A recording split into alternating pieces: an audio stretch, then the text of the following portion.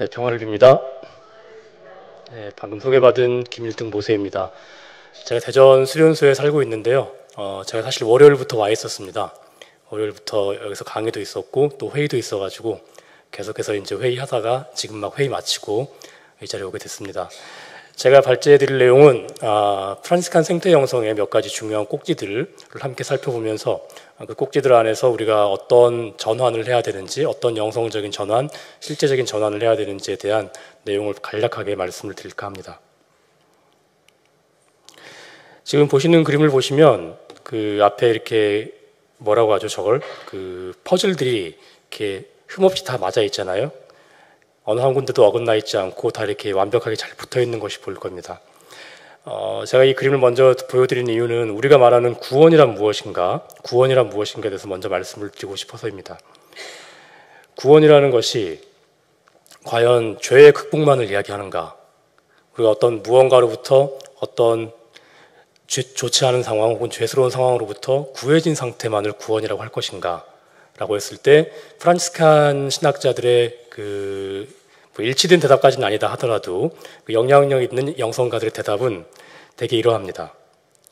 구원이라는 것은 무언가로부터 구해진 상태만을 의미하는 것이 아니다.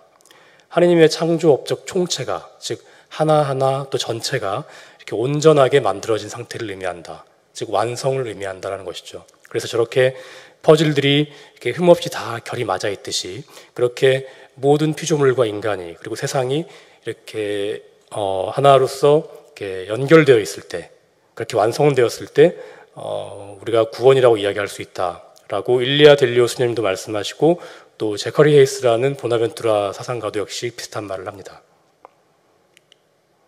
그리고 모든 형제들 32항을 보면, 회칙 모든 형제들 32항을 보면 그 누구도 혼자 구원받을 수 없고 오로지 함께라야 구원받을 수 있습니다 라는 말을 하죠. 제가 이해할 때는 이러한 완성으로서의 구원을 교황 프란치스코가 우리에게 제시하는 것 같습니다. 즉 우리에게 있어서 구원은 서로가 서로에게 긴밀하게 연결되는 것이고 그렇게 함께 완성되는 것이고 그렇게 완성된 상태에서 함께 하나님께 돌아가는 것이다 라고 저에게 들립니다. 이제 이런 의미에서 피조물을 좀 이해를 하고 싶습니다. 먼저 오이코스라는 개념을 보고 싶습니다. 아마 제가 이 학술 세미나에 발제는 하고 있지만 앞에 발제들을 듣지를 못했어요. 회의하느라. 그래서 아마 이 오이코스라는 개념이 한 번쯤은 분명히 나왔을 거라는 생각이 듭니다. 어머니 자매 오이코스라는 개념으로 시작을 하고 싶고요.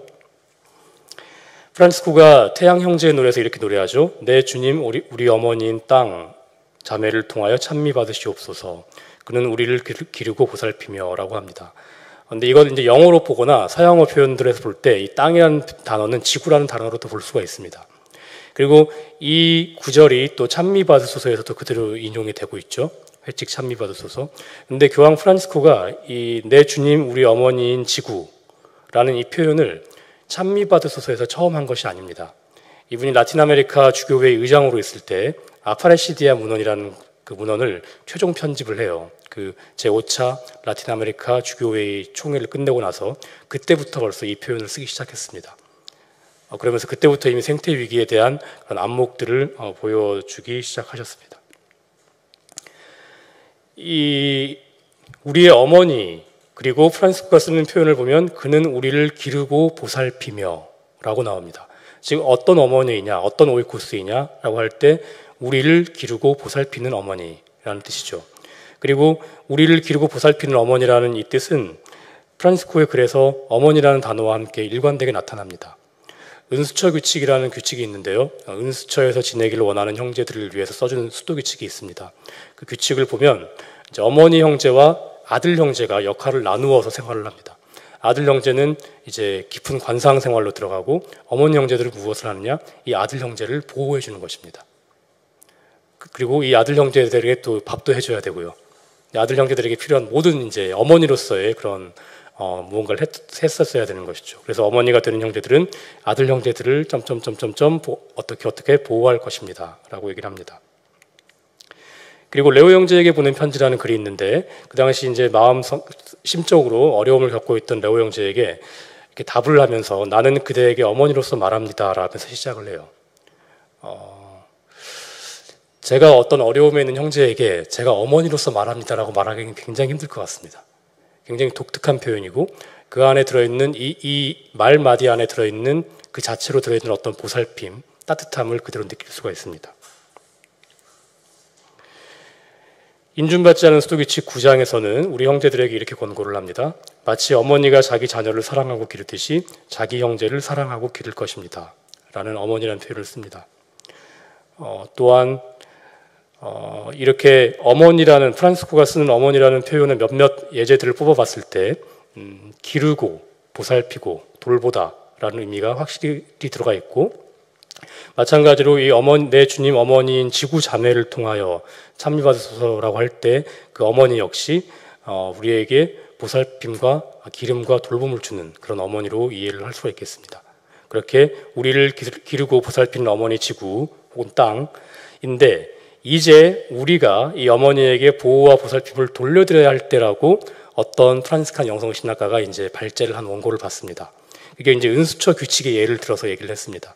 은수처 규칙이 아들 형제들이 깊은 관상에 빠져 있고 어머니 형제들이 그 아들들을 돌보는 거죠. 밥도 해주고 필요한 것들 다 조달해주고 그리고 외부 사람들로부터 지켜주고 그런데 이 아들 형제와 어머니 형제의 턴이 바뀝니다.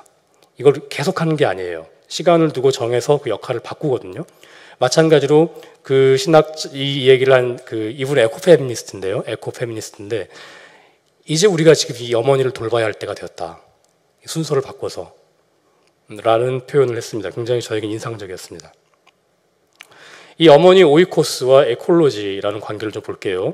오이코스는 여러분들 다 이미 이번 발제를 통해서 앞에 몇 차례 들었을 것이라 믿습니다만 집이라는 뜻입니다. 기본적으로 그리스어 집이라는 단어인데 이 오이코스라는 단어가 영어나 혹은 서방어의 이코라는 단어로 진화합니다. 그래서 어두어가 되는 거죠. 그래서 이코노미 하면 우리가 알고 있는 경제라는 것인데 이것을 어원적으로 살펴보면 집의 관리라는 뜻이 됩니다. 그리고 같은 어두를 공유하는 이콜로지, 우리가 지금 얘기하고 있는 이 생태론을 얘기할 때는 이걸 어원론적으로 봤을 때는 집에 관한 연구 혹은 집에 관한 진실로 표현할 수가 있겠습니다. 실제로 경제 문제와 생태 문제는 한 뿌리에서 나온 같은 문제입니다. 우리가 경제 문제와 생태 문제를 분리해 놓고 봐도 그렇죠. 사실은 같은 뿌리에서 나온 같은 문제라고 볼 수가 있습니다. 즉 제가 분석할 때는 관계 파괴의 죄입니다. 하느님께서 본래 원하시고 디자인하셨던 그 관계를 파괴하는 죄. 이 집이라는 관계 안에서 어떻게 살아야 하는가에 대한 그 관계를 파괴하는 죄라고 생각을 합니다. 그래서 이 오이코스라는 것이 어떤 집이냐? 내가 사랑하고 사랑받는 집을 의미합니다. 그냥 집에 들어가서 잠자고 나오는 집이 아니라 그런 하숙집 같은 집이 아니라 내가 사랑하고 사랑받는 집. 그래서 내가 참으로 존재하는 집이라고 설명을 할 수가 있겠습니다. 실제로 보나벤투라 성인이 이런 말을 합니다. 우리는 그저 그냥 살아가는 곳에서보다는 우리가 사랑하는 곳에서 더 참으로 존재한다. 그냥 대강 왔다 갔다 하는 곳에서는 내가 참으로 존재한다라고 말할 수는 없고 참으로 존재하긴 하더라도 온전히 참으로 존재하는 순간은 내가 사랑하고 사랑받는 곳에서 참으로 존재한다는 것이죠.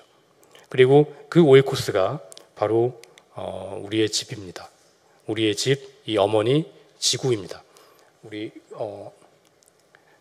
이 세미나 주제도 우리 어머니요 그리스도의 몸인 지구라고 되어 있는데요. 그런 의미에서 함께 나눠보고 싶었습니다. 그래서 오늘날 생태적 전환의 소명이란 무엇인가? 가서 나의 오이코스를 고쳐라. 가서 나의 집을 고쳐라. 라고 요약을 할 수가 있겠습니다. 프란시스코 성인이 산 다미아노 성당에서 홀로 기도를 드리고 있을 때 그 성당의 십자가가 입을 벌려 말을 했죠. 성 프란시스코야, 가서 나의 집을 고쳐라. 라고 했습니다. 그것이 역시 오늘날 우리에게 똑같이 주어진 소명이라고 생각을 합니다. 그리고 그 집은 바로 우리의 공동의 집, 이 지구라고 생각을 합니다. 그리고 나중에 결론에서 제가 말씀을 드리겠지만 그러기 위해서는 호모 오이코노미쿠스로의 전환이 필요하다라고 생각을 합니다. 즉 집의 인간으로의 전환이 필요하다. 나중에 더 설명을 드리겠습니다. 프란시스코가 태어났던 시대의 주류 피조물관을 좀 보고 싶습니다. 먼저 그 당시 널리 퍼져 있던 그 피조물관 중에 굉장히 좋지 않았던 피조물관 카타리 이단이 뿌린 피조물관이 있습니다. 카타리 이단은 이것을 번역을 하면 순수한 사람들이라는 뜻이라고 합니다. 프란시스코 시대에 특별히 남부 프랑스와 그리고 북중부 이탈리아까지 널리 퍼져 있던 대단히 이원론적인 세상관입니다. 요약하자면 이렇습니다. 이 세상에 보이는 것은 나쁜 신이 창조했다. 그리고 보이지 않는 것들은 좋은 신이 창조했다. 뭐 사랑, 정신, 영 이런 것들은 좋은 신이 창조했고 보이는 물질 이런 것들은 다 나쁜 신이 창조했다라는 거죠.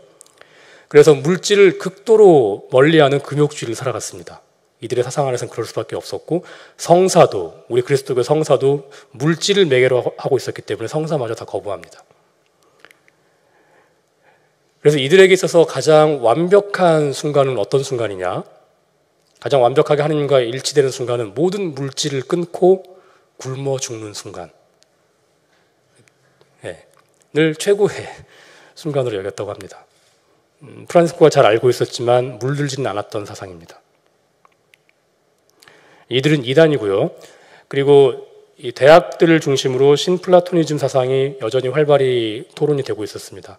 이것은 당시 대학에서 토론되던 성직자들 혹은 학자들의 초월적 세상관이라고 보시면 되겠습니다. 상승의 사달이라는 개념입니다. 이 감각적인 피조물로부터 상승해서 그들에게서 이제 멀어지면서 하나님께 도달하는 세상관입니다. 그러다 보니까는 이 영적인 것이 물질적인 것보다 우위에 있다라는 세상관을 당연히 펼치게 됩니다. 물질 피조물은 하느님께로 이렇게 인도해주는 사다리 역할을 하긴 하지만 그 자체로는 또 그다지 의미가 없는 것으로 치부가 됐습니다. 그래서 영적이고 신성한 영역을 가늠하게 하는 형이상학적 사다리로 이해가 됐습니다. 그리고 이러한 사다리라는 개념은 보나벤투라의 개념 안에서도 나타납니다만 이러한 사상과는 다른 차원의 사다리입니다.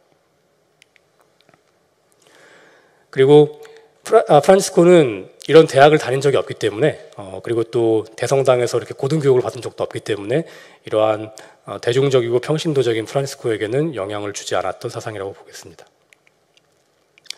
프란시스코의 피조물관을 우리가 먼저 이야기를 하면서 가장 첫 번째로 말씀드리고 싶은 피조물관은 권고 5번입니다. 권고 5번은 우리 프란치스칸들 사이에서 굉장히 많이 읽혀지고 또 많이 묵상도 하고 또 많이 연구되는 그런 문장일 텐데요. 이렇게 얘기를 합니다. 주 하느님께서 육신으로는 당신 아들의 모습대로, 영으로는 당신과 비슷하게. 그리고 비인중규칙 23장 1절에도 비슷한 말이 나옵니다. 당신의 모습대로 그리고 비슷하게. 여기서 프란시스코가 뜻하는 바를 가만히 뜯어보면 육신으로는 당신 아들의 모습대로 우리를 만들었다는 거죠. 그러니까 우리의 첫 번째 조상인 아담과 이브도 당신 아들의 모습대로 만들어졌다는 것입니다. 그러면 우리의 첫 번째 조상이 있기도 이전에 이미 예수 그리스도의 몸이 정해졌다는 거죠. 예수 그리스도의 인간성이 이미 세상 창조 이전에 정해져 있었다는 것입니다. 그 예수님의 물질 몸도 이미 세상 창조 이전에 정해져 있다는 그러한 사상을 언뜻 엿볼 수가 있습니다. 그리고 이러한 사상은 둔스코투스의 창조관 안에서 더 발전이 됩니다. 김현태 신부님께서 말씀하셨죠? 안 하셨나요? 그럼 말씀을 드려야 되겠네요. 말씀을 드린 걸로 치고 시간을 계산하고 나왔는데요. 네. 이런 겁니다. 아주 짧게 요약을 할게요. 삼위일체 하느님께서 가장 먼저 원하셨던 것이 무엇이냐? 라고 할 때 삼위일체 하느님께서 가장 먼저 원하셨던 것은 예수 그리스도이시다라는 거죠. 그래서 예수 그리스도 그 말씀 하느님의 제2격 말씀 하느님과 그 인격과의 결합 뭐 이런 것들 아주 복잡한 신학 체계를 통해 설명을 하지만 가장 먼저 정하신 것은 예수 그리스도이다. 따라서 예수 그리스도의 인간성도 세상 창조 이전에 정해졌다는 것입니다. 그리고 이 예수 그리스도의 인간성을 주제와 설계도로 이 세상이 창조되었다는 것입니다. 따라서 예수 그리스도의 육화, 예수 그리스도의 오심은 인간의 원죄와는 별 상관이 없다는 얘기죠. 본래 오시기로 되어 있었고 오신 김에 원죄도 사해 주시는 겁니다.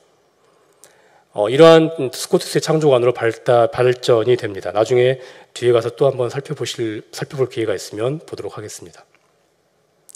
프란시스코의 피조물관을 얘기하면서 두 번째로 중요한 주제는 여전히 태양 형제의 노래겠죠. 라우다토 시. 프란시스코가 이 노래를 이제 정확하게 언제 시작해서 정확하게 언제 끝낸지는 알 수는 없으나 생애 말년에 지은 것은 확실해 보입니다. 그때가 굉장히 극심한 육체적인 고통 속에 있었어요. 그리고 눈은 거의 실명에 가까운 상태였고요. 그래서 햇빛이 들지 않는 작은 방에서 이렇게 쭈그리고 앉아 있었던 그런 모습을 연상하시면 되겠습니다. 그런 상태에서 마치 만지듯이 직접 보고 있듯이 그 피조물들을 노래합니다. 그러니까 이 노래는 그냥 즐겁게 이렇게 그런 마음으로 이렇게 들을 수 있는 노래가 아니라는 거죠. 실제로 노래였어요. 음을 붙여서 노래를 불렀던 것인데 지금 우리에게는 음이 남아있지 않은 거죠. 그리고 이 노래를 잘 들여다보면 각 피조물의 정체성이라는 것이 무엇인지를 언뜻 보게 됩니다. 각자의 역할로 하느님을 찬미하는 형님, 누이, 어머니. 각자의 역할로 하나의 자원이 아닌 어떤 우리가 소모할 수 있는 자원이 아닌 그런 각자의 역할로 하느님을 찬미하는 형님, 누이, 어머니로 얘기를 합니다. 그리고 이 다양성, 또 이 독특함, 이 고유함, 이 성사성을 통한 하느님 찬미를 잘 보여줍니다. 태양은 태양대로, 달은 달대로, 별은 별대로, 물은 물대로, 바람은 바람대로, 불은 불대로, 땅은 땅대로 이 각각의 고유함과 다양성 그리고 그것들이 가지고 있는 성사성을 아주 아름답게 노래하고 있습니다. 그렇게 불만이 가지고 있는 것, 물만이 가지고 있는 것, 그리고 바람만이 가지고 있는 힘 이런 이 다양성을 통해서 우리가 서로에게 의지하고 있고 서로에게 연결되어 있음을 노래합니다. 서로가 서로에게 생명을 전달하고 있음을 경축하는 거룩한 가난의 노래이자 과학적으로 얘기하면 생태계의 신비를 노래한 노래죠. 생태계는 서로에게 기대고 있거든요. 그리고 이 가족 피조물의 노래라고도 해석을 할 수가 있습니다. 하느님의 선과 사랑의 하느님으로부터 솟아나온 우리 한 형제자매 가족 피조물. 아까 호노르 형제께서 킨쉽 모델을 말씀하셨는데 프란시스칸 영성에서 이 피조물을 바라볼 때 바로 이 가족, 형제자매 가족 피조물 관으로 바라봅니다. 케난 오스번 얼마 전에 돌아가신 케난 오스번 학자 같은 경우에 프란시스칸 학자신데 이 태양 형제 노래를 풀이하면서 이렇게 요약을 합니다. 하느님의 사랑, 힘, 선, 찬미, 아름다움, 공경, 축복이 피조물의 출생지라면 모든 피조물은 하느님의 사랑, 힘, 선, 찬미, 아름다움, 축복을 유한한 방식으로 드러내고 있다. 라고 이 노래를 해설하면서 요약을 해 주십니다. 그리고 이 태양 형제의 노래는 이 모든 함축을 통해서 우리의 책무를 드러냅니다. 그래서 우리가 어떻게 살아야 하는지, 그래서 우리가 어떻게 피조물을 대해야 하는지를 잘 드러냅니다. 두 번째로 이 회칙 찬미받으소서가 인용하는 프란시스칸 원천사료 몇 구절을 좀 보고 싶습니다. 아까 김석찬 호노리 형제께서 회칙 찬미받으소서를 잘 설명을 해주셨는데요. 회칙 찬미받으소서가 프란시스칸 원천사료를 몇 구절에서 인용을 합니다. 그 구절들을 잘 따라가 보면 그리고 그 구절들을 종합을 해보면 우리 프란시스칸 원천사료에서 나타나는 프란시스칸 피조물관이 어떤 것인지를 어렵지 않게 따라가 볼 수가 있습니다. 먼저 회칙 찬미받으소서 각주 19번은 1 첼라노 80번을 인용합니다. 여기서 꽃이 마치 이성을 지닌 듯 주님을 찬미하도록 초대했다라는 그런 프란시스코의 이야기를 인용을 합니다. 그리고 이 1 첼라노 80이 속해 있는 1 첼라노 29장 이게 1 첼라노 80번부터 83번까지 속해 있는 29장인데요. 이 맥락은 전반적인 맥락은 이렇습니다. 프란시스코의 모든 피조물에 대한 사랑과 주님의 이름을 담고 있는 문자에 대한 존중을 서술하는 그 장이에요. 그런데 이 글을 쭉 읽다 보면 첼라노는 프란시스코의 피조물에 대한 사랑과 주님의 이름을 표현하는 글자에 대한 애정을 구분하지 않는 것으로 보입니다. 그러니까 피조물에 대한 그 애정과 주님의 이름을 담고 있는 문자에 대한 존중을 29장에서 80, 81, 82, 83장 걸쳐서 설명을 하고 있는데 이 두 가지 다른 사랑처럼 보이는 것을 사실은 하나의 사랑으로 표현하고 있는 것으로 보입니다. 먼저 이렇게 전개를 해요. 피조물에 대한 프란시스코의 사랑을 묘사합니다. 그리고 나서 왜 프란시스코가 그 피조물을 그렇게 사랑했는지 이유를 얘기하는데 피조물 안에 있는 하느님의 글자를 이야기합니다. 피조물 안에 있는 하나님의 글자를 보았기 때문에 프란시스코가 피조물을 사랑했다라고 하고 바로 이제 이어지는 그 문장들에서는 하느님의 말씀이 쓰인 글에 대한 프란시스코의 존중을 묘사합니다. 그러니까 하느님의 글자라는 매개체가 이 중간에 딱 들어가 있는 것이죠. 그래서 80항에서는 이렇게 얘기합니다.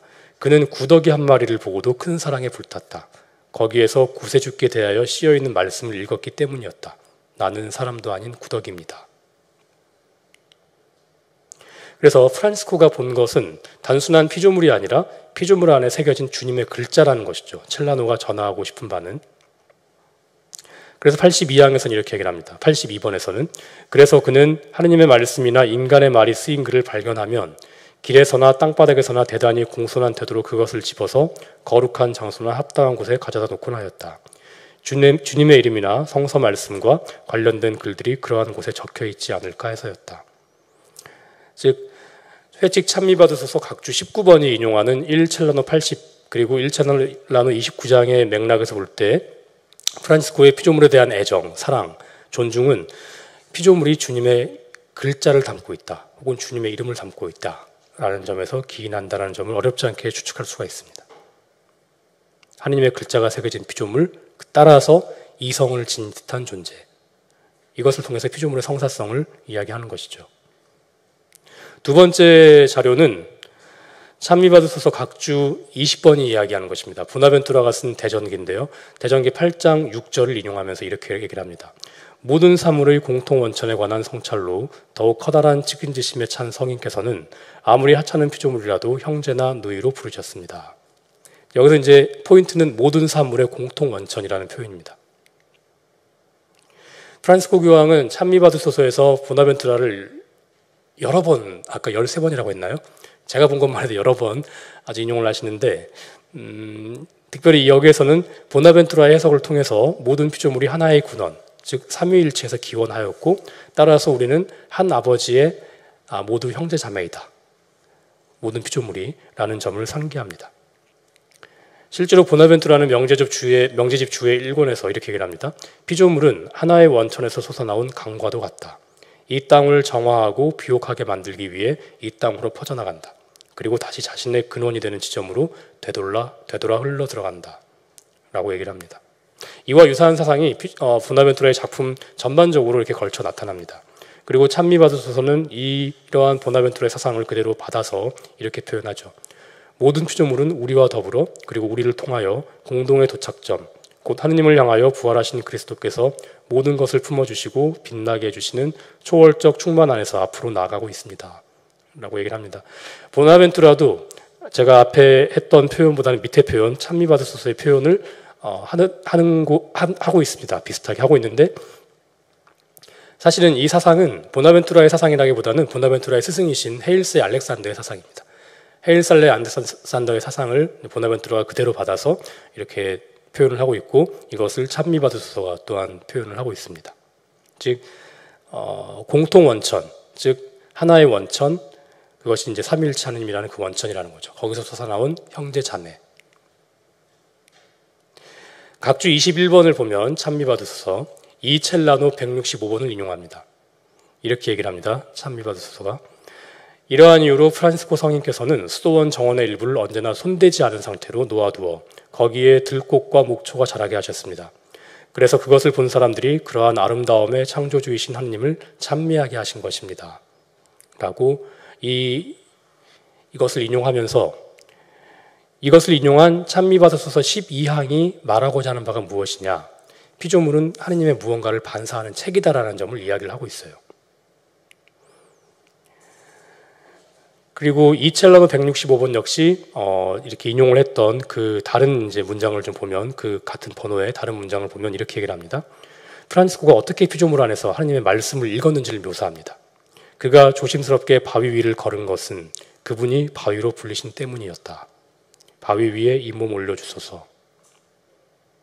즉 찬미받으소서 12항은 피조물은 하나님의 무언가를 반사하는 책인데 그것을 이제 뭐라고 할까요? 증거하기 위해서 이첼라노 165번을 인용하면서 이제 그렇게 하는 것이죠. 그리고 실제로 이첼라노 165번은 프란치스코가 어떻게 피조물 안에서 하나님을 읽었는지를, 하나님의 말씀을 읽었는지를 묘사합니다. 따라서 프란치스코가 피조물 안에서 본 것은 성경이 말하는 하나님의 말씀인 것입니다. 그냥 피조물이 아니라 성경이 말하는 하나님의 말씀을 함께 본 것이죠. 따라서 피조물이 만물의 아버지이신 그분의 아름다움을 전하도록 땅을 남겨두라. 즉 피조물이 이미 내재적으로 또 외재적으로 하느님의 아름다움을 발산을 하고 있다는 것이죠. 왜냐하면 그 피조물 안에서 하느님 성경이 말하는 하느님의 말씀이 이렇게 피어나고 있기 때문에 그랬습니다.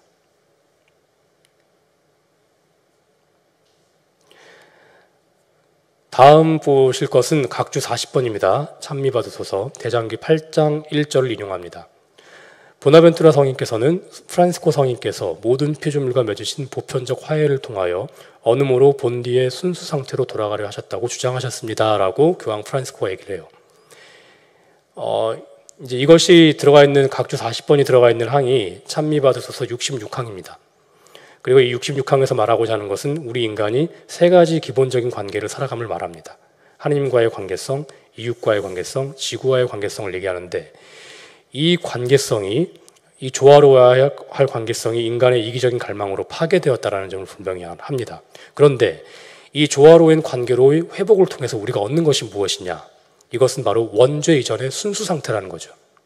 즉 하느님께서 디자인하신 그 본래의 관계로 돌아가는 것이 그냥 올바름 차원의 문제가 아니라 신비적인 차원의 어떤 원죄 이전의 상태로 그렇게 치유되는 상태로 돌아간다는 것을 의미하고 그것을 보나벤투라 대전기 8장 1절을 통해서 인용을 하면서 얘기를 하고 있습니다.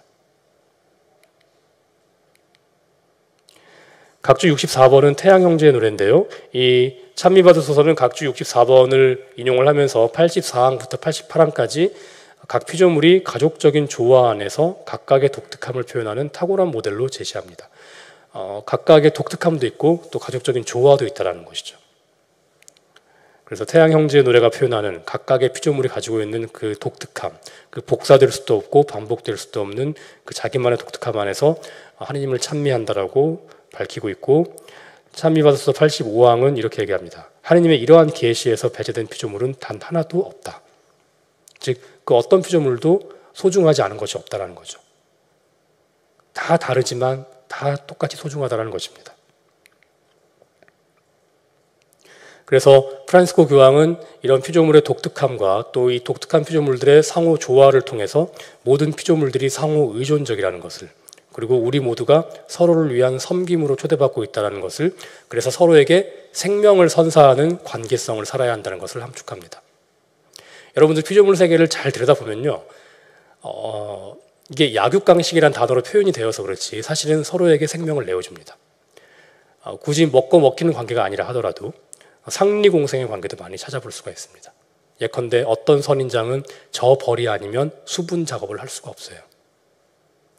근데 다행히도 저 벌이 있는 겁니다. 저 종류의 벌이. 저 종류의 벌이 사라지면 이 선인장도 함께 사라지는 거죠. 이렇게 서로에게 생명을 내어주는 관계를 살아가야 한다는 것을 이 각주 64번 태양형제의 노래를 인용하면서 찬미받으소서가 함축을 하고 있습니다. 자, 프란시스코가 여러분들 프란시스코의 전기를 읽다 보면 프란시스코가 동물을 많이 만납니다. 이것을 해석을 잘 해야 되는데요. 제가 잘한다는 말씀은 아닙니다. 어떻게 해야 잘하는 것이다라고 배운 적은 있습니다. 윌리엄 숄트라는 영어권에서 저명한 프란시스칸 영성 신학자 중에 한 분인데요. 이분이 제 지도 교수입니다. 이분이 이제 그 박사학위 논문이 고대와 중세 성인전에서 성인들과 동물의 만남 이야기를 어떻게 읽어야 하는가에 대한 논문으로 이제 박사학위를 따셨어요. 요약하면 이렇습니다. 이 동물들과 성인들이 만났을 때 어떠한 일이 발생하는가? 동물들은 성인들을 만나면 그리스도의 현존을 인식하고 응답을 합니다. 그래서 동물들은 성인들에게 경의를 표하죠. 성인의 현존 안에서 원죄 이전의 에덴 동산이 회복됩니다. 즉, 이 동물과의 어떤 화해와 친교 안에서 원죄 이전의 상태로 돌아가는 어떤 그런 인간과 피조물과의 관계성을 보여주는 것이 대개 이제 인간과 동물의 조우 이야기가 나타내고자 하는 메시지라는 것이죠. 그래서 좀 더 보면 성인들의 하느님께 대한 순종은 동물들로 하여금 성인들에게 순종하게 만듭니다. 그리고 동물과 인간 사이의 평화가 재개되는 거죠. 그래서 그렇게 우주의 본래 질서가 회복됨을 이야기하는 것입니다. 프란시스코의 전기를 첫 번째로 작성했던 첼라노도 프란시스코와 동물의 조우 이야기를 대개 이런 관점에서 써내려갑니다. 그런데 약간 다른 점이 있습니다. 그 다른 점이 무엇이냐면요. 피조물의 역선교입니다. 즉, 프란시스코가 이 피조물들에게 설교하고 피조물들을 일종의 보그마를 시키는 거죠. 보그마를 시켜서 원조 이전의 상태로 돌아가서 우주의 본래 상태가 회복되는 그 찰나의 순간이 있었다. 그래서 프란시스코만이 중요하다라는 것이 아니라 피조물도 프란시스코에게 흔적을 남기는 것입니다. 이것이 첼라노가 작성한 전기의 특이한 사항이라고 하겠습니다. 1첼라노 58을 보면요, 이렇게 얘기를 합니다. 그는 새들이 그렇게 공손한 태도로 하느님의 말씀을 경청하는 것을 보고서 전에 새들에게 설교하지 않은 자신의 무관심에 스스로를 나무라기 시작하게 되었다. 그런 일이 있고 난 다음 날부터 그는 모든 새들과 동물 그리고 파충류에게까지 비록 감각 없는 피조물에게까지도 그들의 창조주를 찬미하고 사랑할 것을 열의를 다하여 권하였다라고 첼라노가 전합니다. 이 이야기에서 중요한 점은 프란시스코가 새들에게 설교했다라는 점보다는 설교 이후에 새들이 프란시스코에게 가져다준 충격이었습니다. 즉, 내가 전에 왜 새들에게 설교하지 않았을까? 앞으로는 더 열심히 해야지. 이런 마음가짐의 변화가 생겼다는 거죠. 그래서 피조물과의 만남에서 더 복음화된 프란시스코를 읽을 수가 있습니다. 그런데 로저 소렐이라든지 프란시스코와 자연세계에 대한 글을 썼던 로저 소렐이라든지 미국의 환경학자이자 또 작은 형제인 키스 더글라스 워너가 분석한 바에 의하면 이렇게 피조물로 인해서 프란시스코가 더 복음화된 사례가 몇 군데 더 나타난다는 거죠. 이러한 예들이 있습니다. 1첼라노 59, 61을 보시면 프란시스코가 동물을 형제자매로 체험한, 이것도 역시 복음화 체험이겠죠. 역선교 체험이겠죠. 1첼라노 58, 2첼라노 171을 보면 동물과의 상호교감의 결과로 겸손을 배우거나 행하게 되는, 1첼라노 60, 80, 2첼라노 47, 111, 167를 보면 프란시스코가 동물들과의 상호교감의 결과로 사랑과 연민을 체험하는, 그냥 프란시스코가 새들에게 혹은 귀뚜라미에게 혹은 늑대에게 설교하고 끝난 것이 아니라는 거죠. 그것을 통해서 프란시스코가 무언가를 더 얻는다는 것이죠. 하느님 체험을. 심지어 이 피조물이 프란시스코를 딴 세계로 이끕니다. 딴 세상 사람 프란치스코라는 표현을 들어보셨을 겁니다. 2첼라노 167을 보면요, 이렇게 나옵니다. 어느 어부 하나가 그에게 물새 한 마리를 바쳐 그를 주님 안에서 즐겁게 하려고 하였다. 복되신 사부님이 그것을 기쁘게 받았다. 그리고 그는 새를 쥐고 있던 손을 펴면서 새에게 이제 자유롭게 날아가라고 말하였다. 그러나 새는 날아갈 꿈도 꾸지 않고 그의 손을 둥지 삼아 쉬고 싶어 했을 때에 성인은 시선을 들어 기도에 들어갔다. 죄송합니다. 중간에 한 문장이 오타네요. 오랜 시간이 흐른 다음에 성인이 딴 세계에서 돌아와 새에게 먼저 가지고 있던 자유로 돌아가라고 부드럽게 명하였다. 강복과 함께 이 허락을 받아들여 새가 날아올랐다. 몸뚱이를 파닥거려 기쁨을 표하였다. 저의 스승이셨던 윌리엄 숄트는 이 문장을 보고서 참 미묘하고도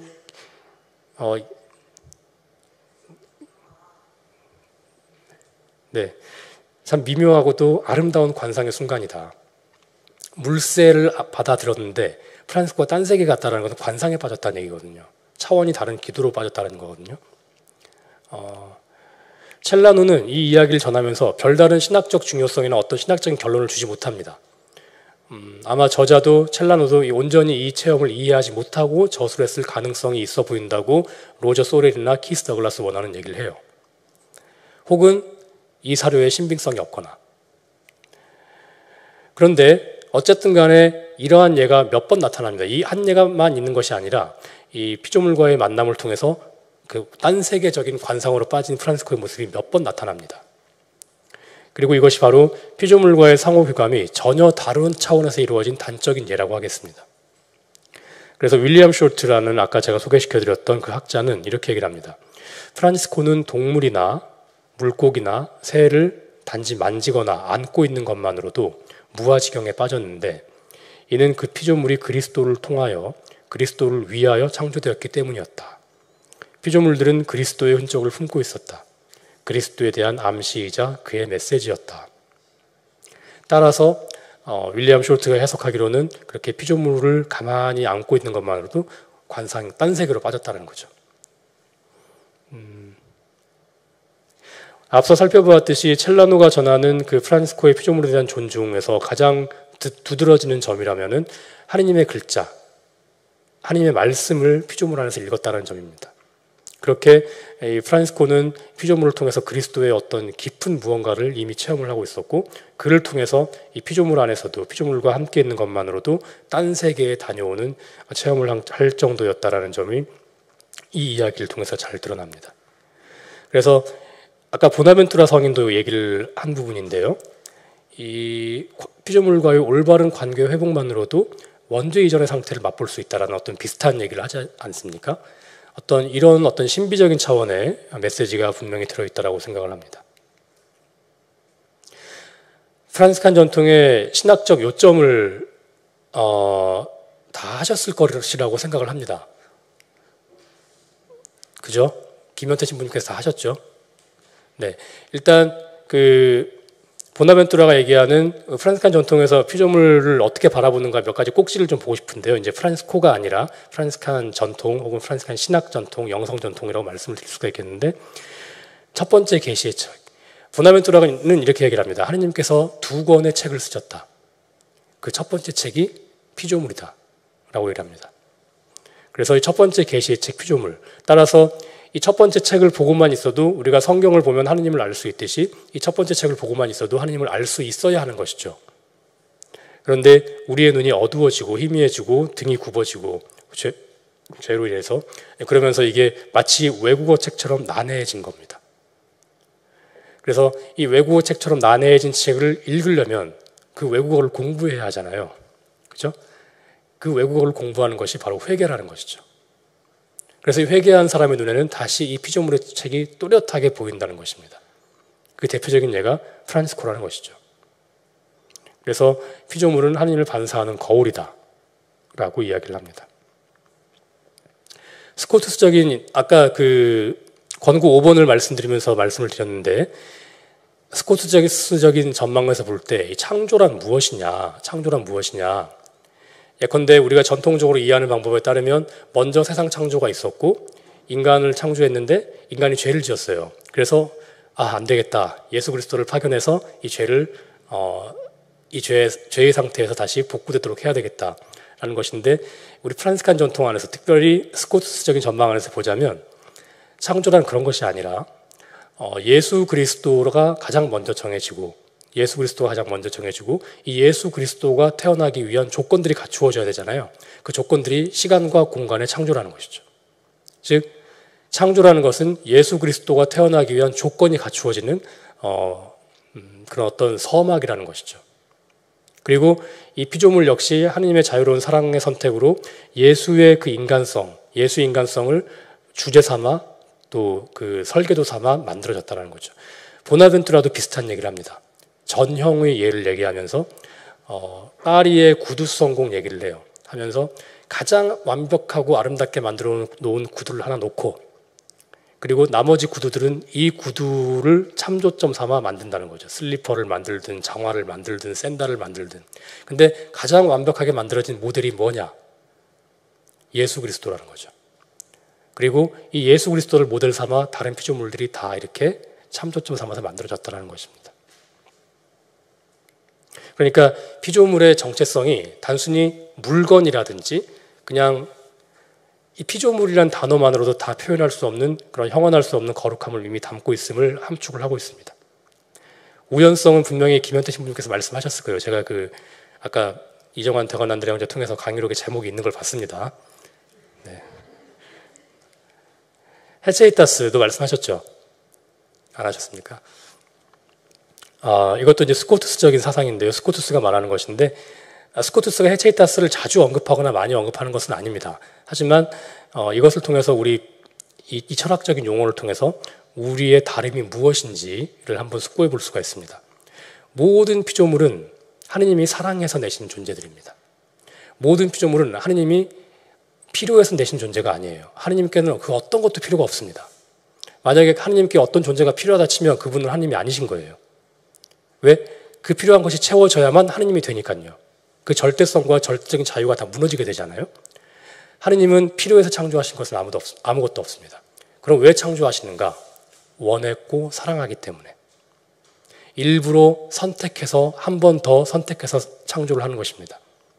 여러분들 마트에 들어가서 여러분들이 원하는 것을 고를 때와 필요한 것을 고를 때의 차이점을 보십시오. 필요한 것은 빨리 살 수가 있어요. 근데 원하는 것은 신중에 신중을 기합니다. 내가 좋아하는 것, 내가 좋아하는 색깔, 내가 좋아하는 형태. 그렇게 하느님께서는 모든 피조물을 다 이렇게 자신의 의지를 담아서 자유로운 선택으로 일부러 창조하신 겁니다. 그리고 그렇게 존재하길 원했기 때문에, 이 말은 그렇게 하느님께서는 우리를 사랑하기 때문에 만드신 겁니다. 그래서 존재하는 모든 피조물의 이름은 사랑입니다. 이것이 이제 우연성입니다. 그런데 하느님께서는 사랑으로 창조하셨기 때문에 창조하신 모든 것을 다 다르게 창조하십니다. 사랑으로 창조할 때는 창조하신 모든 것이 다 작품입니다. 이 작품이 다 똑같을 수가 없죠. 그러니까 창조된 모든 것은 다 다릅니다. 심지어 떨어지는 빗방울조차도 다 다릅니다. 한 포도송이에 달려있는 포도알의 모양도 다 달라요.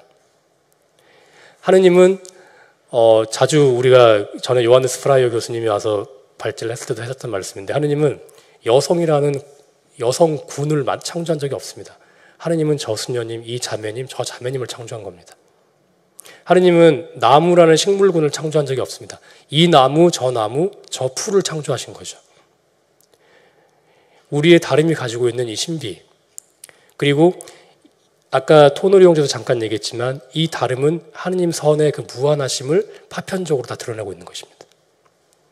하느님의 선이 그렇게 무한히 다른 모습으로 표현되고 있는 것이고, 그리고 인간 측에서 보자면, 우리 피조물 측에서 보자면 다 우리에게 필요한 것입니다.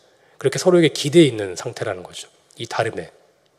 그래서 한 생물종이 멸종될 때는 그 하느님의 무한한 선, 하느님의 무한한 선의 한 스펙트럼이 사라지는 것입니다.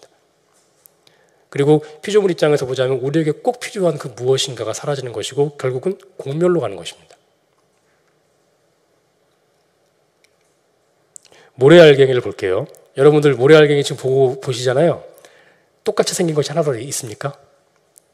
하지만 우리는 저거를 우리가 퉁쳐서 모래알갱이라고 부릅니다. 하느님께서는 이 모래알갱이, 저 모래알갱이, 저 모래알갱이를 만드신 거예요. 그것이 모여 있는 거죠.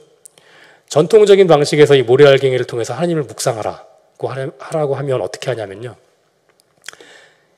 이 모래알갱이만 봐서는 도대체 하나님에 대한 무언가가 나오지 않아요. 전통적인 방식으로 봤을 때. 그러니까 모래알갱이의 작은 사이즈에 집중합니다. 예를 들면 그런 거죠. 그래서 이 자금이라는 이 형용사를 붙잡아냅니다. 그래서 이 모래알갱이는 이 자금, 너의 자금으로 그리스도의 겸손함을 비추고 있구나 라고 억지로 머리를 몇 번 돌려서 생각을 해야 돼요. 근데 그럴 필요가 없다라는 거죠. 형용사에 집중하지 않습니다. 만약에 형용사에 집중한다면 모래알갱이가 아니라도 됩니다. 작은 토마토라도 가능한 거예요. 그런데 이 모래알갱이만이 가지고 있는 그 역할이 분명히 있을 것이고, 이 모래알갱이만이 반사하고 있는 저 모래알갱이가 아니라 이 모래알갱이만이 반사하고 있는 하나님의 그 무언가가 있을 것이고, 그리고 그 역할에 우리는 서로에게 기대 있고 그런 가족관계 안에 있고, 그래서 심지어는 의미 없어 보이는 그런 피조물에게서조차도 그 자체로 그리스도를 직관합니다. 이걸 조금 더 설명하기 위해서는 존재의 일위성이라는 개념을 설명을 해야 되는데 시간이 너무 없기 때문에 제가 뺐습니다. 그렇지만 역시 여전히 설명이 가능합니다. 이 헤체이타스라는 개념을 통해서도. 그러니까 이 자체로 이미 의미가 있는 거예요. 그 어떤 피조물도 의미가 없지 않습니다. 그 어떤 피조물이든 인간의 시각이나 가치평가와 아무런 관계없이 자신의 존재 자체와 고유한 다름으로 그리스도를 행하고 있습니다. 그리스도를 행한다는 것은 서로에게 생명을 전달하고 있다는 뜻입니다. 유일하게 그것을 거부할 수 있는 존재가 저는 인간이라고 생각합니다. 그리고 유일하게 그것을 파악할 수 있는 존재도 인간입니다. 그것을 볼 수 있는 존재도. 그리고 이것이 바로 생태계의 작동 원리입니다. 그래서 생태 위기가 환경 위기인가? 라고 말할 수 없습니다. 그리스도인에게 생태 환경 위기는 단순한 환경 문제가 아닌 말씀의 위기이고 의미의 위기이고 종교의 위기이고 관계의 위기입니다. 아까도 말씀드렸지만 프란치스코도 피조물 안에서 하나님의 무언가를 봤어요. 글자를 봤죠. 하나님의 말씀을 봤습니다. 그리고 보나벤투라 성인은 하나님 첫 번째 책이라고 했습니다. 피조물. 근데 이 피조물의 위기는 그 첫 번째 책, 그리고 하나님의 글자가 파괴되는 위기입니다. 따라서 말씀의 위기입니다. 그래서 일리아 델리오 수녀님은 신학의 위기라고도 표현합니다. 그리고 의미의 위기입니다. 모든 피조물은 그리스도의 인간성을 청소하전으로 창조가 되었습니다. 그리고 각각의 역할을 통해서 생명을 전달하는 그런 의미를, 자기만의 의미를 가지고 있고 역할을 가지고 있습니다. 그 의미가 처한 위기를 얘기하는 거죠. 그리고 이것을 알아보지 못하는 종교의 위기입니다. 하나님 말씀인 창조물, 또 창조물에 하나님이 부여한 의미를 알아보지 못하는 종교의 위기. 그리고 관계의 위기, 즉 공멸의 위기입니다. 지금 여기에서부터 하나님께서 원하시고 정하신 올바른 조화와 관계가 세상 끝까지 이어져가지고 지금부터 이미 복원이 돼야 되는 겁니다. 그리고 세상 끝까지 이어져서 모든 피조물이 인간과 함께 하나님께 돌아가는 그 여정 자체가 처한 위기고요. 이걸 쉽게 표현하면 공멸의 위기입니다. 2인 삼각 아시죠? 2인 삼각에서 한 사람만 넘어져도 3인 사각을 하더라도 그죠? 그런 위기라는 거죠. 아까 제가 말씀드렸잖아요. 이 선인장에게는 저 벌이 필요합니다. 저 벌만이 이 선인장의 수분을 도와줘요. 실제로 어떤 선인장이냐면요. 밤에만 꽃이 피는 선인장이에요. 근데 밤에는 저 벌만 왔다 갔다 해요. 근데 저 벌이 멸종되면 이 선인장도 멸종하는 것입니다. 지금 우리가 그 관계의 위기를 겪고 있다는 거죠. 하나님께서 원하시고 정하신 디자인된 이 관계는 본래 이러했는데 우리 인간의 잘못으로 이 관계가 파괴되었고, 그래서 온전한 모습으로 하나님께 돌아가야 할 우리의 이 여정이 위기에 처한 것이고, 이것이 관계의 위기고, 조금 더 심하게 얘기하면 공멸의 위기이다라는 것입니다. 그래서 이 문제들을 어떻게 이제 헤쳐나갈 것이냐, 해법을 좀 보겠습니다. 첫 번째, 가난의 회복입니다. 찬미받으소서 11항, 오늘 많이 나오는 11항인데요. 아까 오늘의 용제도 많이 했었고요. 11항에서 이렇게 얘기를 합니다. 프란시스코 성인의 청빈과 검소는 피상적인 금욕주의가 아니라 좀 더 근본적인 것입니다. 곧 현실을 단순히 이용하고 지배하기 위한 대상으로 삼는 것을 거부하는 것입니다. 라고 얘기를 합니다. 즉 프란시스코 성인의 그 청빈하시고 검소한 모습은 피상적으로 이렇게 막 뭐라고 할까요? 그런 금욕주의, 나를 이겨야지 이런 게 아니라는 거죠. 그게 아니라 현실을 단순히 이용하고 지배하기 위한 대상으로 삼는 것을 거부했다는 것입니다. 왜 그럴까요? 모든 것은 하나님의 것이기 때문에. 모든 것은 내 것이기 때문에 내가 이용하고 지배하기 할 수 있는 대상이 아닌 거죠. 프란시스코는 인준받지 않는 수도규칙 17장에서 이렇게 얘기를 합니다. 모든 좋은 것이 바로 그분의 것임을 깨달으며 모든 선에 대해 그분께 감사드립시다.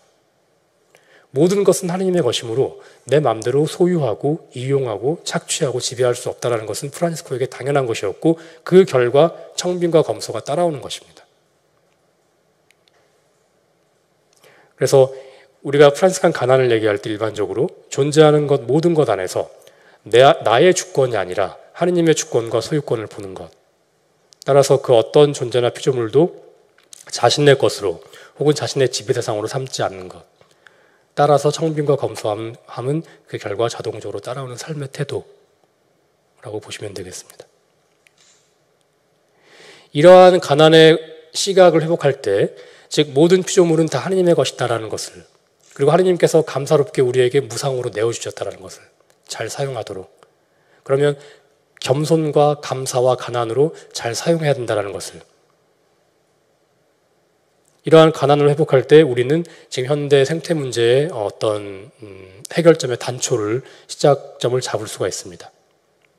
이를 통해서 우리는 모든 피조물과 인간과 새로운 형제자매 관계를 맺게 되는 것이고, 생태적 형제 공동체의 시작점도 바로 여기라고 할 수 있겠습니다.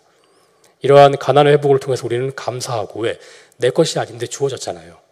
그죠? 감사해야죠, 당연히. 그리고 존중하고, 하나님의 것이니까.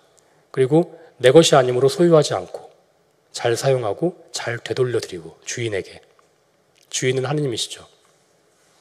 이제 이러한 삶의 태도를 가질 때, 이 가난을 회복할 때 우리가 이 생태적 이 위기를 헤쳐나갈 수 있는 첫 번째 해결점을 찾을 수 있다고 생각을 하고요. 두 번째로는 관상적 시각의 회복입니다. 첫 번째 해법과 유사한 해법입니다. 보나벤투라 성인이 창조한 단어가 많이 있는데요. 그 중에 하나가 컨투이쇼입니다. 우리 여기 뒤에 보나벤투라 전문가도 앉아 계신데, 대권 안드레 형제, 혹시 제가 틀리면 지적 부탁드리겠습니다. 이 컨투이쇼라는 단어를 쓰는데요. 보나벤투라 성인이 또 친절하지도 않으셔가지고 컨투이쇼가 무슨 뜻이다라고 설명을 안 하고 그냥 써버려요. 그냥 우리가 알아들어야 되는 겁니다. 그러니까 보나벤투라의 제자들이 나중에 보나벤투라어 사전을 냅니다. 그래서 이것은 어떤 단어냐? 컨 플러스 인투이쇼. 인투이쇼는 직관하다는 것이고요. 컨은 아마도 컨템플라쇼에서 왔을 거예요. 그래서 일종의 영적 직관이라고 보시면 되겠습니다. 혹은 관조라고도 번역을 하기도 합니다. 그래서 이것을 해설하는 보나벤투라 신학자들은 이렇게 얘기를 합니다. 우리가 육안으로 보고 있는 것을 더 심도 있게 통찰한다. 어떻게 심도 있게 통찰하느냐? 육안으로 봄과 동시에 숨겨진, 눈에 보이지 않는 숨겨진 하느님의 심연을 관상한다. 즉 하느님의 창조 업적, 창조물 안에 숨겨진 하느님의 심연을 함께 바라본다는 것이죠. 이 관상의 시각을 회복해야 한다라고 보나벤투라 전문가인 일리아 델리오 스녀님께서 우리들의 형제자매 피조물에서 쓰고 있습니다. 토마스 첼라노도 이렇게 얘기를 해요. 프란시스코는 모든 피조물을 형제자매라고 불렀고 아무도 알 수 없는 탁월한 방법과 예민한 감성으로 사물에 숨겨진 비밀을 간파하였다. 아무도 알 수 없는 탁월한 방법과 예민한 감성으로 사물에 숨겨진 비밀을 간파하였다라고 얘기를 합니다. 즉 누구를 바라보든 무엇을 바라보든 그것을 창조한 창조주 하느님을 함께 바라보는 시각, 이 시각을 통해서 하느님이 원하는 올바른 관계를 회복할 수 있습니다. 우리가 육안으로 바라보고 있는 것을 내 욕심과 내 사리사욕과 내 탐욕으로 바라보는 것이 아니라 그것을 바라본과 동시에 그것을 창조하신 하느님의 시면을 함께 바라보는 것이죠. 이러한 관상적 시각의 회복이 꼭 필요합니다. 세 번째 해법은 인간이라는 생물종의 생태적 지위 회복입니다. 이 생태적 지위라는 것은 대단히 이제 생물학적이고 생태학적인 단어예요. 사실 이런 데서 쓸 수 없는 단어입니다. 비유적으로 쓰는 건데요. 생태적 지위라는 단어는 특정 환경에서 어떤 특정 생물종이 지니는 생태적 역할이나 지위를 이야기합니다. 모든 생물종은 자신만의 생태적인 지위를 살아갑니다. 그래서 서로 다른 다양한 역할을 통해서 자신의 종을 존속시키고 생태계를 유지합니다. 근데 우리는 이것은 이제 비유적으로 쓰자는 거죠. 비유적으로. 인간의 생태적 지위가 무엇일까? 사실 여러분 인간이라는 생물종도 지금 서식지 파괴의 위기에 놓여 있습니다. 인간이라는 생물의 생태적 지위도 과학적인 측면에서 분석을 할 수가 있어요. 그런 아티클을 한번 본 적이 있는데요. 근데 우리는 영적인 시각으로 보자는 거죠. 우리의 생태적 지위가 무엇일까? 우리가 가지고 있는 능력 중에 가장 탁월한 것이 무언가 하면요. 하느님과 인간과 피조물의 관계성을 지성적으로 읊어낼 수 있다는 것입니다. 그리고 각 피조물이 서로 간에 갖고 있는 관계성을 지성적인 눈으로, 학문적인 눈으로 간파할 수 있는 유일한 피조물이라는 것이죠. 그럼 우리는 이러한 능력을 가지고 무엇을 해야 하느냐? 형제 자매 관계 회복을 해야 된다는 것이죠. 킨쉽으로 돌아가야 한다는 것입니다. 단순히 우리가 그 청지기론에 머무는 것이 아니라 피조물을 사랑과 자비로 다 잘 다스린다는 것에 머무르는 것이 아니라 하느님의 형제 자매, 나도 피조물이고 너도 피조물이고 하느님의 형제 자매 관계로 돌아간다는 것이죠. 그리고 이것에 부속되는 다른 작업으로 단순한 삶에 대한 선택이라든지 자원 소비를 줄이는 선택이라든지 이런 선택 등을 통해서 우리만이 가지고 있는 또 우리만이 할 수 있는 생태적 지위를 회복해야 한다라고 말씀을 드리고 싶습니다. 그래서 결론적으로 우리가 호모 에코노미쿠스에서 호모 오이코노미쿠스로 전환해야 합니다. 호모 에코노미쿠스가 무엇이냐? 나는 구매한다, 고로 존재한다. 이해가 바로 되시죠? 예, 수많은 사람들이 이러한 삶의 양식을 살아가고 있습니다. 그래서 이 호모 에코노미쿠스들의 공통점이 무엇이냐? 지구상의 모든 것을 소비재로 파악합니다. 내가 내 탐욕에 따라서 사서 쓰고 버릴 수 있는 존재들. 심지어 자기 자신도 소비재로 내어놓습니다. 그리고 이 호모 에코노미쿠스들의 대표적인 특징이 무엇이냐? 내가 소비할 수 있는 만큼이 나의 정체성이다라고 생각을 합니다. 내가 100만 원짜리를 소비할 수 있으면 난 100만 원짜리 인간이고 저 사람이 10만 원짜리만 소비할 수 있으면 10만 원짜리 인간이라는 거죠. 그에 따라서 인간을 나눕니다. 그러니까 이런 분들은 고립과 파괴와 무관심의 인간이고 관계성 파괴의 인간입니다. 결과적으로 자기나 타인이나 모든 창조물을 파괴하는 인간입니다. 그러면 호모 오이코노미쿠스는 무엇이냐? 저는 지금까지 이야기한 그 모든 것을 요약해서 담고 싶습니다. 첫째, 지배인간이라고 하겠는데요. 피조물에 새겨진 하나님의 글자. 그리고 삼위일체의 흔적을 관조하는 인간. 아까 컨투시오 말씀드렸죠. 어떤 피조물을 보든 하나님의 글자를 읽고 보나벤투라가 얘기하듯이 삼위일체의 흔적을 읽는 사람들. 그리고 우리 모두가 거룩한 상호의존의 관계망 안에 있음을 자각하는 사람들. 그리고 그 관계망 회복을 위한 회개의 여정에 있는, 즉 생태적 회심이라는 것이 무엇일까요? 이 관계망을 하나님께서 정하시고 원하신 관계망, 하지만 우리가 파괴한 이 관계망을 다시 만드는 사람들입니다. 그 여정 중에 있는 사람들, 존재하는 모든 것을 하나님의 것으로, 따라서 하나님의 선물로 여기는 가난의 인간, 상호 의존성을 기쁘게 살아가는 인간, 가난을 통해서 피조물이 마땅히 누려야 할 것들을 감사로이 돌려주는 정의의 인간, 피조물의 울부짖음과 가난한 이들의 울부짖음을 향해 전환하는 인간, 그리고 피조물과 가난한 이들의 울부짖음에 귀 기울여 관조하고 그들의 아픔에 함께 순환받는 인간, 그리고 그 어떤 피조물도 탈락되거나 배제되거나 소외되지 않는 공동체를 꿈꾸고 만드는 인간. 즉 한두 사람쯤은 탈락되는 것은 당연한 거 아니야? 한두 피조물쯤은 뭐 사라지는 게 당연한 거 아니야? 이런 마음도 용인하지 않는 거죠. 마지막으로 토마스 베리 신부님께서 남기신 말씀을 읽고 끝내겠습니다. 인류 공동체와 자연 세계는 하나의 거룩한 공동체로서 미래로 들어갈 것입니다. 혹은 반대로 인류 공동체나 자연 세계 모두 사막에서 소멸될 것입니다. 감사합니다.